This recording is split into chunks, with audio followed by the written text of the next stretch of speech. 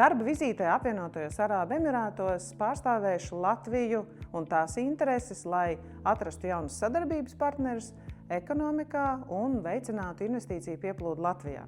Būšu kopā ar Latvenergo, Rīgas brīvostu un Alūksnes putnu fabriku, jo ir ļoti svarīgi, ka Latvenergo var parādīt, kā viņi domā par to, kā apvienot elektroenerģiju ar jaunajiem datu centriem. Rīgas brīvostu, protams, cer atrast un jau ir atradusi daudz partnerus ārvalstīs, bet šeit vēl vairāk var atrast tādus kompānijas, kurām būtu interesanti investēt Rīgas brīvostas teritorijā.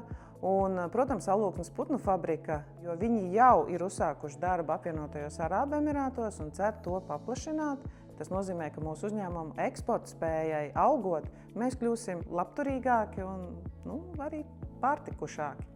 Es piedalīšos Pasaules valdību samitā, kurā būs pārstāvētas vairākas valstis un ietekmīgi līderi no globālajām kompānijām, kas dos iespēju arī man izveidot jaunas sadarboties spējas, pārstāvot Latviju un pārstāvot arī šeit daudzus uzņēmumus, kas nozīmē, ka tas arī mūsu uzņēmumiem nodibinās jaunus kontaktus un atvērs jaunus tirgus.